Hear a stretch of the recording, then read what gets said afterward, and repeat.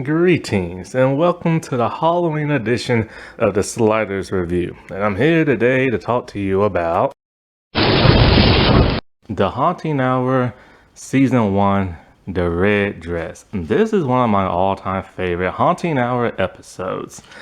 It stars three really good actresses that I'm a huge fan of. And it's just the story is creepy, it's eerie, and it's like strangely mysterious and everything. And the twist at the end caught me by surprise. I was not expecting that. Like when you watch this episode, you just think it's just a regular teen drama, because that's kind of what it is. And then you start to see a little eeriness and spookiness happening, like just subtly. And then once it gets towards the end, and then you find out what happens, and then you learn that life lesson, then it's kind of like, ooh, you know what I'm saying? Now, when Creeped Out try to teach somebody a life lesson, the problem with that is they preach to people. They constantly kept having this moral, long, monologue type speech, and it got very annoying. And it was in every episode. But with here, it's like you learn your moral lesson by watching the actions and stuff. And that's so much better. You see, you don't have to hear. Because who wants to really be preached to sometimes? Sometimes you just want to watch something. Other times you have to be preached to because some people are just so dense and like the head. And so this was just amazing. When I first saw this episode, I only knew one of the actresses in this. And cause I saw her in Smallville, and she was in Saw 2. She was the prostitute drug lady and stuff. And so I'm not gonna be butchering some names here, but oh well, it is life with the hard pronounced names. Abigail Raven. She was the Abigail Raven is a character in the show, and she was the actress that I knew of going into this. And she is played by Emanuela Valguer. I know I totally butchered that name. My bad. But she was the only actress I knew going into this from Smallville and Saw 2. And then I got introduced to two other actresses. I just became a huge fan of. They did such a great job in this. And it's funny because they're playing teenagers and they're not even teenagers. That's how youthful they are. They got that fountain of youth appearance, which is just great. Because they can always play younger characters on TV, which is what one of them actually does. She just did that in Titans season 3 and stuff. So the other two actresses that I became a huge fan of because of this. One character is named Jamie. She's the main girl, and she is played by Linda Thomason. I think that's how you say her last name. It's spelled differently. That's the best I can do. I know I'm butchering names, my bad. And then her best friend Nicole, played by Eve Harlow. Eve was the one that was in Titan season 3, friends with Jason. So it starts off, and there's these two girls, and they're working at a snack bar in the summer, and they're just talking about girl stuff. And so Nicole, I think she's ragging on this one girl named Stella. Stella is kind of this rich, preppy, mean girl, the queen bee type person. And she's ragging on her for being rich and all this other stuff, and how they have to work at a snack bar. And Jamie's just kind of you hate her because she's rich. And she's no, I hate her just because of how she is, and her being rich is just kind of a cherry on top type thing. And so both girls, they're not rich at all, you know what I'm saying? And especially the Jamie character. And so there's this guy who walks up named Zach, and he wants a hot dog. And Jamie totally crushes on Zach. She has a huge crush on him. And so he's just this preppy, charming type guy. He's not mean or malice or nothing like that. And so when he's about to order his thing, she blurts out his order and she says it very fast in a desperate kind of way. And Jamie's just kind of like looking at her like, oh my God, you memorized his order.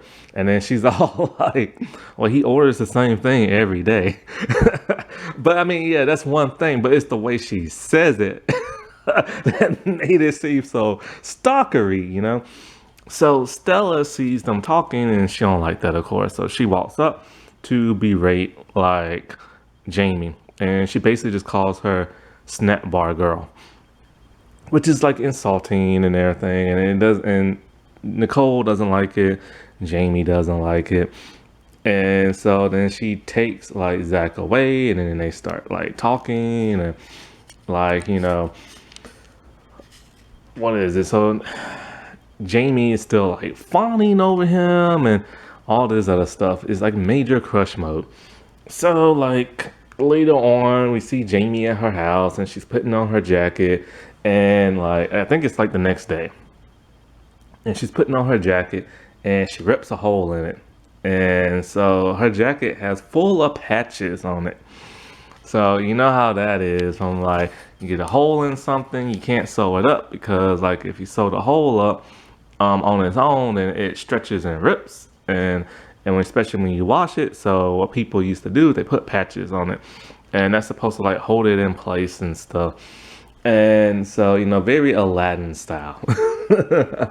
So then she's heading off to work, and like she meets up with Nicole, and Jamie's the type of person who's always late, and Nicole's always like, it's okay, it's a good kind of late, and they're gonna miss the bus by only a few minutes and stuff. Nicole is very like sympathetic and understand.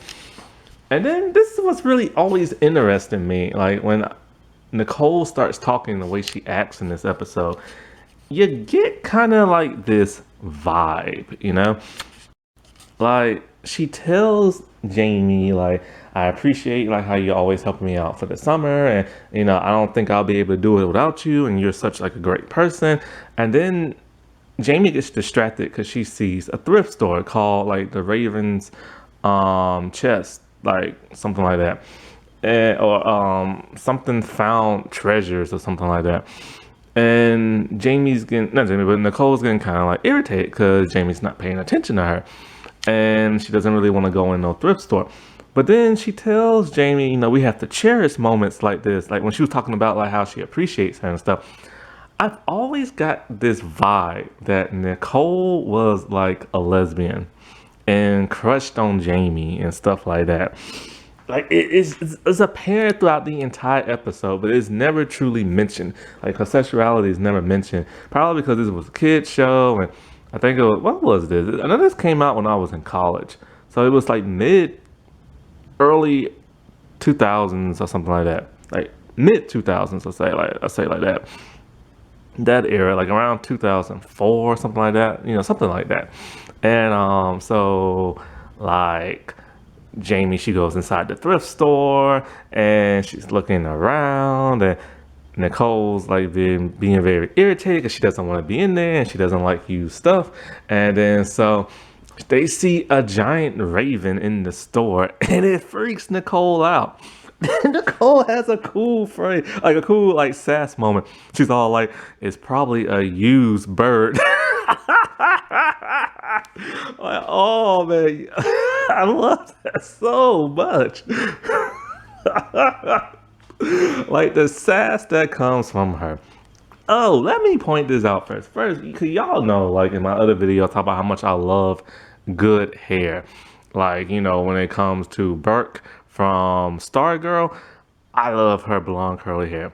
The women in this episode, the Abigail character, the Nicole character, the Jamie character, my God, their hair is amazing. Like Eve's, like Nicole, I also say the characters, Nicole's like curls, like the texture, like it's like otherworldly.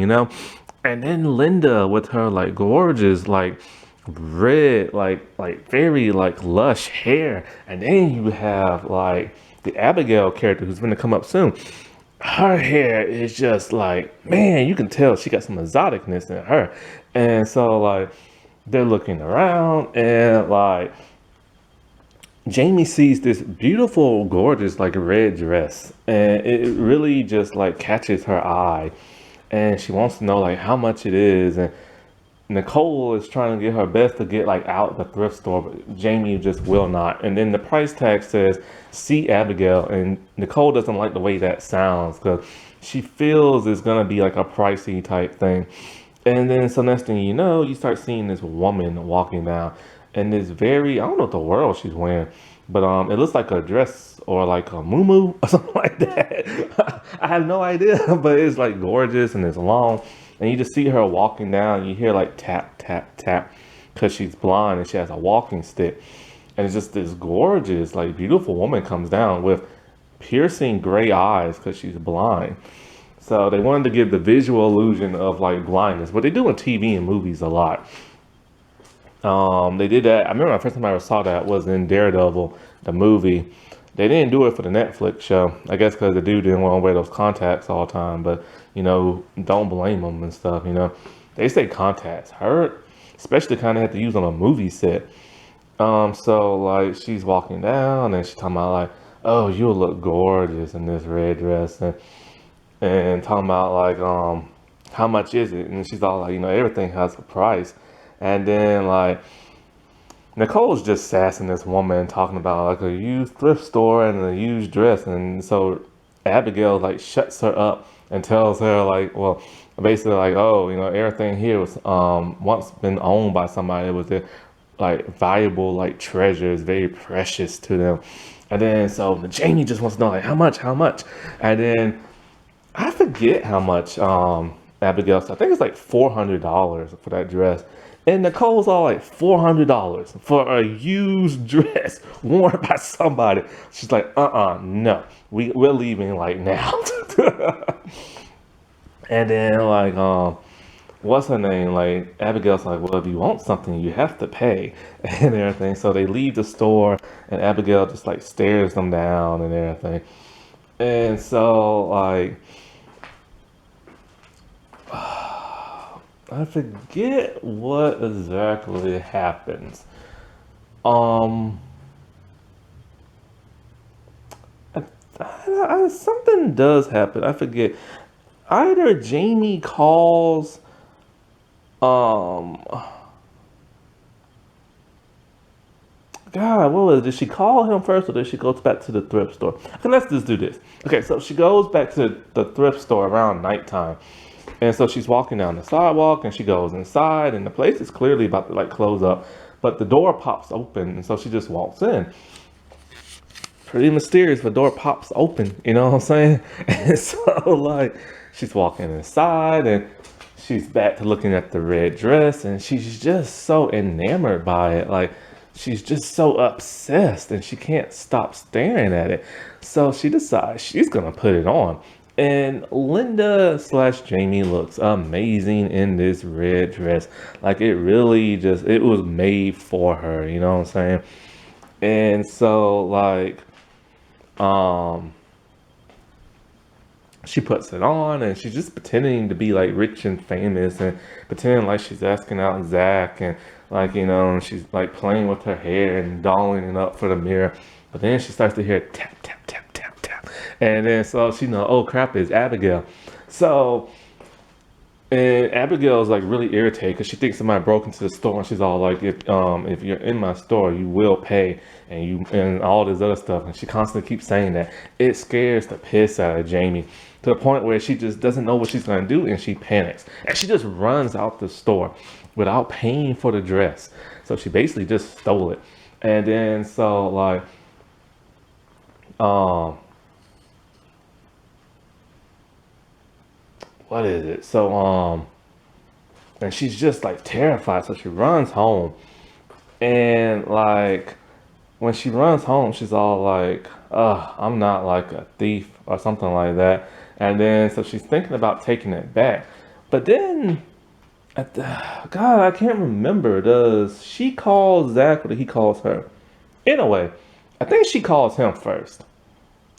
and she sets up like a date, and they go to like a movie date, and it's like they go to see like an old school black and white noir movie, and which is her favorite. She loves those mystery type crime movies, and then so like um what is it? So like she's all like, do you like the movie? And he's just kind of like, nah, not my style. You know, he's not into that whole black and white type stuff. And then she does something that I can't stand when people do. She pretends to hate it too because he doesn't like it, and she pretends to like what he likes to make him happy.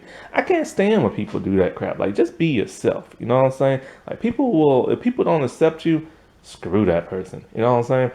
So throughout the whole time, when they're about to say their goodbye, she's staring him down and cannot talk. And it looks like she wants to just jump his bones and everything. Like, literally, the dude's wearing a sweater. She's about to jump that sweater and everything. Like, it looks like she wants to kiss him like really bad, but he just stands there, not knowing what to say or do. He's like, well, all right, bye. And she just, he's walking away. She's still just staring him down. Like, she really wants him bad. And then so like as she's walking home, she starts to hear tap tap tap tap tap. And then so she's all like, she knows who that is. It's Abigail. And somehow Abigail has found her. And then so Jamie's like walking faster, and then she hears the tapping going faster, and it's like tap tap tap tap tap tap tap. And Jamie gets scared, and she just like runs home. And then when she runs home, she's in her house and in her room. And then she's still hearing the tapping noise inside her house. And it's just like tap, tap, tap, tap. And Jamie's just kind of like, what the world is going on? Like, how is this woman in her house? So then she looks in the mirror and she looks at herself. She opens the door to put something up. She closes the door. And in the reflection in the mirror, you see Abigail standing behind her, talking about, you must pay. And I can't remember if her face is like normal or demonic or what. And Jamie just lets out a hollering scream. And then the next thing we see, Jamie wakes up and she's inside the closet. And somebody's trying to get in the closet. And she's like, no, go away. I'm sorry. But it's Nicole. And Nicole is just kind of like, did you sleep in the closet? And when I kept hearing in the closet, like that whole catchphrase coming out the closet, I was like, maybe Nicole is. Like, I don't know.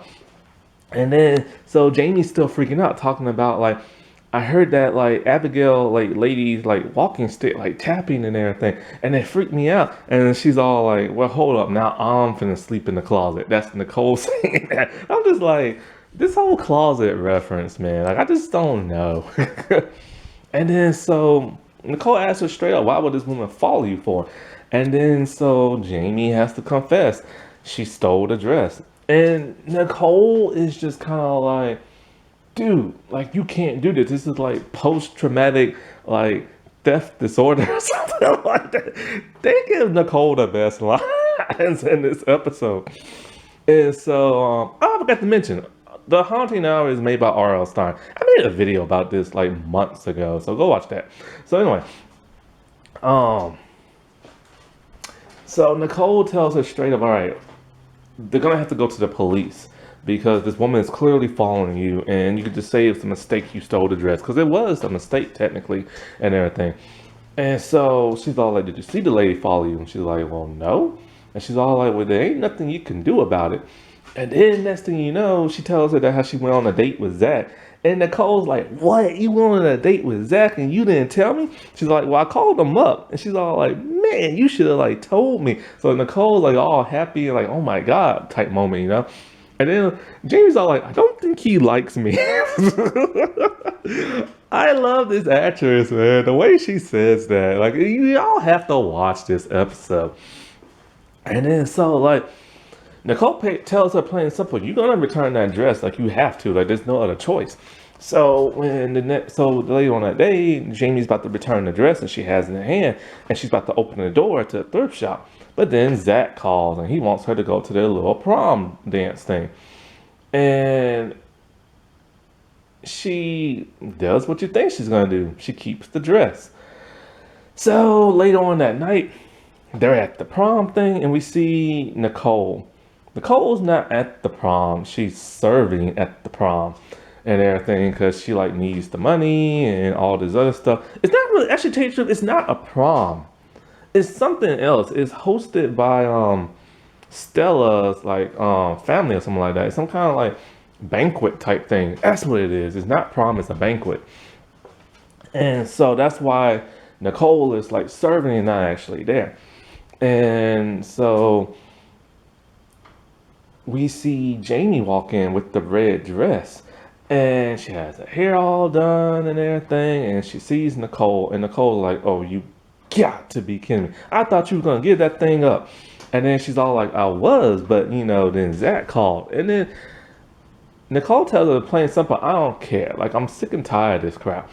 Like, you're supposed to help me serve these people, not be one of them. And then Jamie, my God, man, she just tells like Nicole off, talking about you're just jealous because Zach likes me and all this other stuff, and she's happy and stuff, and then Nicole just gives her some great sass. She hands Jamie like the serving tray and tells her, I don't recognize you, but now I recognize you, meaning that she recognizes Jamie as just another serving girl. Like, you don't even have to say it. It's just all in like the actions. You know what I'm saying? So Stella is talking to Zach, and then she sees Jamie. She's all like, "What is Snap Bar Girl doing here? I didn't invite her." And then Zach's all like, with his little charming self, "She's with me." So like he walks over there, and they start dancing. It's a slow dance. Jamie is extremely happy. Nicole is pissed. Stella is pissed. So Stella goes dancing with another guy. And, you know, we see everybody's faces. We see everybody dancing. And then Jamie looks at Stella, and Stella's just like staring her down. And then she turns her head and looks back at Stella again. Stella is no longer Stella. Stella is now a demonic looking Abigail. It freaks Jamie out. Everybody takes notice. And Zach's all like, are you okay? She's like, I think so, yeah. And then they go back to dancing, and then she sees Abigail again looking demonic. And I mean demonic. And it freaks Jamie out to the point where she's all like, I shouldn't have been here. And then she just takes off running. And so like nobody chases after her. And she goes back home, and she's walking up the steps, and she's been crying. Her mascara is like running all down her face and everything. And then she starts to hear tap, tap, tap, tap, tap. She has an extremely worried face. I mean, look on her face. And then so she's in between the door arch, and she's just in this heartfelt tone. She's all like, I'm sorry, I didn't mean to take your dress. You can have it back. And then next thing you know, somebody grabs Jamie and yanks her into her room, and she hollers. The next morning, Jamie is laying in her bed with the dress on, stiff as a board. And then she hears her cell phone ringing. It's like vibrating and stuff. And when you watch this episode, you can tell how old it is because the way the cell phone looks. It is not no smartphone. And so like you hear it vibrating, and she just reaches with her hands, but she has her eyes closed because she's still half asleep. And it's Nicole on the phone talking about how want to see how she's doing because of last night, and she's sorry about like some of the stuff that got said, and want to know like how she's doing. And so Jamie gets out of the bed, and she's going to like reach for her glasses because, oh, I forgot to mention, she wears glasses. And so she's reaching for like her glasses, and she's just touching around, and she can't find them. And she's all like, why is it so dark in my room? I can't find my glasses. And then Nicole tells her that, what are you talking about? It's 11 o'clock in the morning. Jamie flips out, and she's all like, I can't see. And she opens up the blinds, and she can't see a thing because the sunlight's piercing in her face, but she can't see it. She turns around. Her eyes are now gone. They look the way Abigail's did with the gray, clear like contact lenses. And then she lets out a curling scream. Then it cuts to the next scene. It's in the thrift store. And we see like a curio, and somebody places glasses inside the curio. It's Abigail. She has her eyes closed. She blinks them open, and she now has eyes. They're Jamie's eyes. Somehow she stole Jamie's eyes and put them in her own head. And then she's all like, everybody must pay. And then you hear the bird squawking, and then it ends. I'm like, oh my God. R.L. Stein took his twist up by like 100. Like, very mature wise and stuff. Now, there is one problem. The actress who plays Jamie, she has green eyes from what I read online. And, well, Abigail did not. Abigail has her regular brown eyes from the actress. But all in all, man, this was such a good episode. Like, my God. It's like one of my favorites. It has some of my favorite people in it. It has an amazing twist. It's so good. Now, wasn't that spooky? Alright, well, I shall talk to y'all later. Bye.